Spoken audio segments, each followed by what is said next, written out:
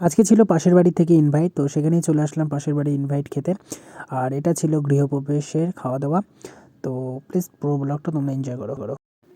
আজকে যাব বাড়ির পাশেই একটা নতুন বাড়িতে গৃহপ্রবেশ খেতে, তার জন্য রেডি হয়ে গেলাম। রাত্রি বাজে 8:30। রেডি হওয়ার ইচ্ছা নাই, তাও রেডি হতে হলো বাধ্যতামূলকভাবে, কারণ ইনভাইট এসেছে, যেতে তো হবে প্রসাদ খেতে। আর প্রচণ্ড ঠান্ডা কিন্তু, তো আমরা বাড়ির সবাই যাব, কারণ বাড়ির সবাইকে ইনভাইট করছে। তো আমি, শুভম, আমাদের বাড়ির দিদি, মা সবাই যাবে।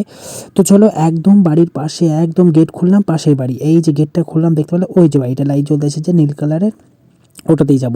তো আসে বসলাম এখানে, আর এখানে পুজো হয়েছে, প্রণাম টনাম করলাম এখানে।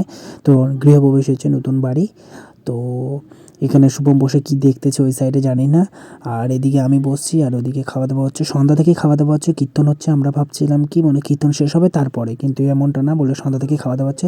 তো আমাদের অনেকটা রাত হয়ে গেছিলো, 8:30টার দিকে আসছিলাম আমরা প্রসাদ খেতে। আর এদিকে কিন্তু সবাই খাচ্ছে, অনেকগুলো টেবিল লাগানো ছিল। তো এখানে পাতাটা ফটাফট ধুয়ে নিলাম।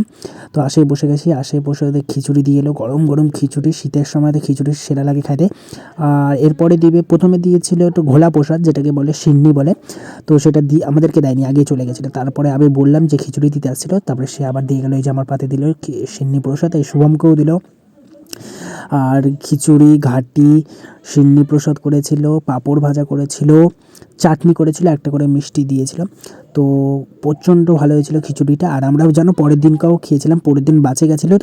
তো আসে বলে গেছিলো আমাদের, যার বাড়িতে ছিল পেলে কাকা, তো বলে গেছিলো যে যে আসিস খেতে। তো যাই হোক, ওগুলো খেয়ে দিয়ে চলে আসলাম ফটাফট।